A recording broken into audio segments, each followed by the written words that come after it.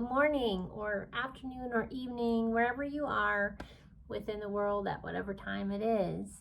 Welcome back. This is part 3 of 8 of like a little mini lunch learning series about how to take back your personal power and how to kind of get into the flow.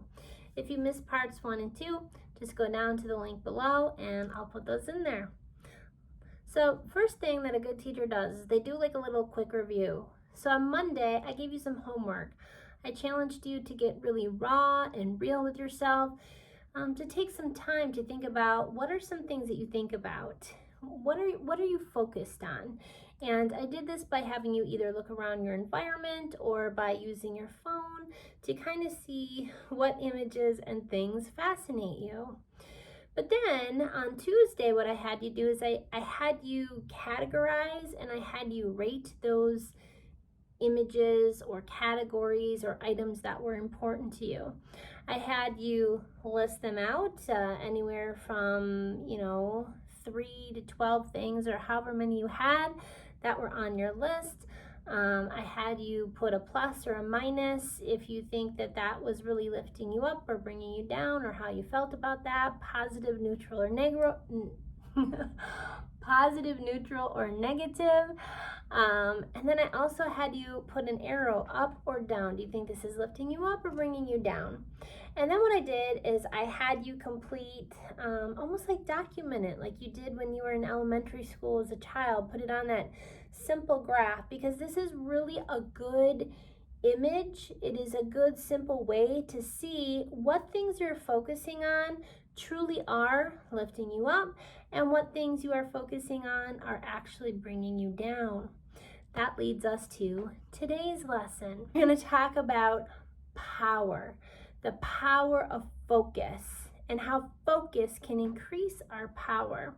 But before we actually do that, what we're going to do is we're going to talk about distractions. It's taking away our focus, which is what is leading us into having weaker power. All right, so sometimes you're going to see me looking up and down. I want to make sure that I cover all points. I write this in the morning, so I don't always have time to memorize everything. So I'm going up and down. I'll be kind of reading my notes while also talking to you as well. So today's times have us surrounded by pop-ups and pings and dings and buzzes and noises that go off on average for 46 to 96 times per day. That doesn't even include the mail that we get within our mailbox still, or within our electronic mailboxes, which can sometimes pile up, I know in my own, like 70 to 100 or more per day. So, if you think about that, that's like 200 distractions per day. And then that doesn't even include the times we're playing like these simple little games on our phone or when we're watching TV, and then advertising comes in. What did it say? That was a $240 billion a year just trying to get our attention. So let's average that. Let's say that we're up to 225 to 300 things that are coming at us every day. And that doesn't even include the people and things in our lives who are also trying to get our attention. You get the point. A lot of things are competing for our attention. How do we cope? In addition, there's also a really popular term being thrown around, especially by younger entrepreneurs, called dopamine detox. So young entrepreneurs, there's like this trend going on where they'll actually extract themselves from life. They will do a social media detox, because basically science is learning that we're like these little rats in a lab. We press the button for water that makes us feel good on average 96 times per day. And what I mean by that is we go to our cell phones and we check Facebook and Instagram and TikTok and games and all those notifications that pop up. We click the button, because what that does is, more often than not, it releases this dopamine within our brains. So every time we do that, that chemical is released within our brain that says, hey, this makes us feel good, pay attention. Now, that's great for planning and feeling motivated. That was the purpose for this dopamine within our bodies. However, too much dopamine, according to Health Direct Gov, concentrated in some parts of the brain and not enough in the other, can lead to conditions like ADHD, binge eating, addiction, and gambling. So we really do want to try to limit the number of distractions within our world, not just to give us more power and focus within our own energy and flow, but also for our physical health. Rather than having these distractions control us, we want to be in control of our distractions. How do we do that? Well, the first step that I found is to know what you want to focus on. That way, when you have a focus, it becomes easier to ignore the other distractions that are coming at you. We did this over the last 2 days by analyzing what desires we have by looking at those images within our phones and our physical environments, and we used those cues as our guide. Next, we rated those cues or categories by charting them, and those that were above the positive line are those things that were lifting us up, as I said, and those that are below the line are the things that are dragging us, are draining our energy and our power. Second, I want you to envision your energy, your power, your flow, your attention like a garden hose. And then if you look at that list that you made, how many things attracting your attention is hooked up to that water source? So what you really want to think about is if you have a target, okay, and you shoot a whole bunch of things at that target, the one little thing that might even hit it is going to have such a weak impact, okay, if any impact at all.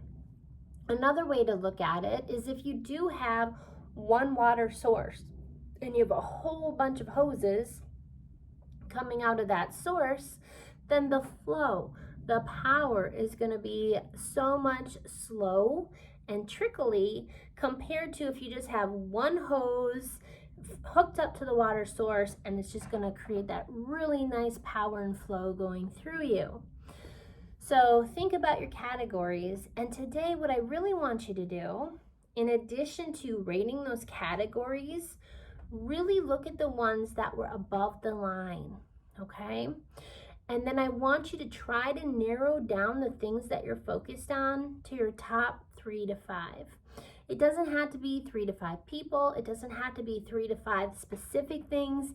It can be things in general. It could be something like family, work, health, okay? Something in general. The fewer things that you are focused on, then the more power you have flowing through it. And another thing that we can do, but this is a later teaching for a later day, is we can also learn how to compartmentalize. We can have 3 to 5 hoses, 3 to 5 things, 3 to 5 things that we're really narrowed down on. But then what we can do is unhook one hose, and then we could hook up the other hose so that we're really just focused on that one thing in that one moment. And that's also how we can increase our power and flow, by compartmentalizing and only focusing on one thing at a time. All right, let's see. I kind of went off script here, so I'm trying to find where I am back in my notes. All right, so if we know what our main focuses are, that can help us limit distractions. But sometimes there's the desired life and then there's real life, and the two don't always mix very well. So when you have to play in the real world, like work, which actually pays your bills, then what you also want to do is use that same strategy. You want to jot down 1 to 5 things, and again, if you can even narrow it down to like 3 things that you are going to get done that day. And if you have, let's say, 20 to 30 to 50 things that you need to get done in a week, take that number, divide it by 5, and then narrow your focus onto those things each day, okay? So maybe at the beginning of the week, you have 30 to 50 things you need to get done. Take 30 to 50, divide that by 5, okay? And now you are narrowing your focus down to your 3 to 5 things that actually you can get done within a day, okay? So this really works across the board, not just for the 3 to 5 things we want to focus on, but the 3 to 5 things that you need to get done that day. But at the same time, we have 24 hours in a day. And a lot of that time we also spend sleeping. So let's just take that 12-hour chunk. What we want to do, and this is what we're going to lead to tomorrow, is we want to take that chunk of time and we want to make sure that it's balanced with the things that we say are important to us. So join me tomorrow for that, because that's what we'll be talking about tomorrow. All right. Next, you also have to ask yourself, what kind of energy is in my body hose right now? So that's where you're going to go back to your list and you're going to look at your chart. Again, you're going to ask yourself these questions. Are these energies where you want to be? Are they getting you to where you want to be, or are they pulling you back down? And if they're pulling you back down, or you see that there are some things on your list that are pulling you back down, then what you might want to do is shift your focus to only those things that are lifting you up in that moment. But that might actually require making some difficult decisions, which I also talk about in Highest Possibility States, which will be published the first week of June. So when do you need a tune-up in certain areas? Like, when do I let go of those things? Do I just drop them because they bring me down? Well, no. I'll also talk about in Highest Possibility States, when do you tune things up? When do you need an overhaul? And then when do you actually do a trade-in? So pay attention to that.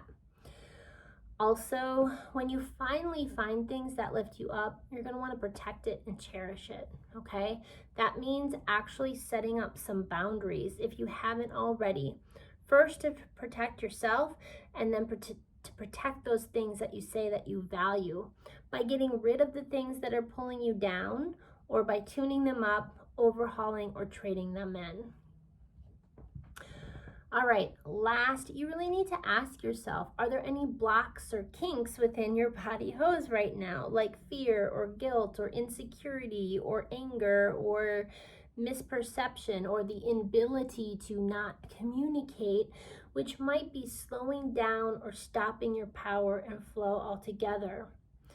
So the first step in order to break up the blocks or to unkink the hose so that the power is going through again. And again, Highest Possibility States is going to talk about 9 tools and 9 habits that can also help break up those blocks and open the flow.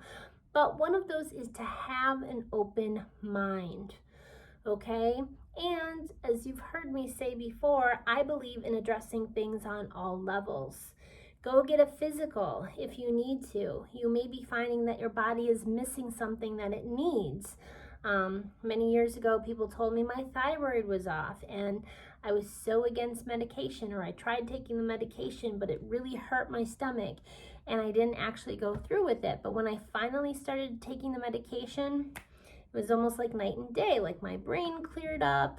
I had a lot more motivation, a lot more focus.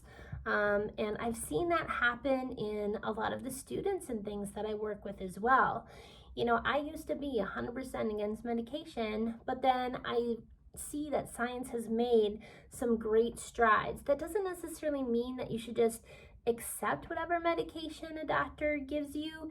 You're still going to want to ask yourself those questions. Does this medication make me feel good or bad? And in the moment or in the long term, and does this medication make me feel more or less functional? Sometimes you have to experiment. You know, I have someone in my family who took one medication and was like, that didn't work. You switch it, you try another one, and then finally they found the one that worked, and again, night and day difference. So go get a physical. Go see a counselor if you need to. You might have past trauma stored within your mind and your emotion in your body. And so by going to a counselor and getting some coping strategies, because what happens is a lot of time, trauma is still in your body and it gets triggered. I learned that the hard way. First of all, going to counseling might help you find out what those triggers are. Second, going to counseling might give you some coping strategies of what to do when those triggers pop up.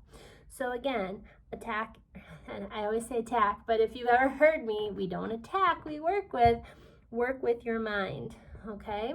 And again, if you can't find the right counselor, keep trying until you do find the right one. And then also, you want to address things emotionally. Find a community organization that you can be a part of. You might find that simply being connected with others could also help alleviate a lot of your blocks and kinks. So again, handle with it physically, handle with it mentally, handle with it emotionally. And what I try to do is I try to get people to look into their subconscious, and I give them 9 tips, tools, and strategies of what they can do on their own on that level as well. All right, I hope that this has helped someone today so that you can use your own personal power to help yourself first and then to help others around you, because now more than ever, the world needs it and it needs you. So again, join me tomorrow as I talk about how do I do this dream schedule and this reality schedule and somehow start merging them into one schedule more and more. The small steps that we can take over time that will have a larger impact over time. Peace and blessings.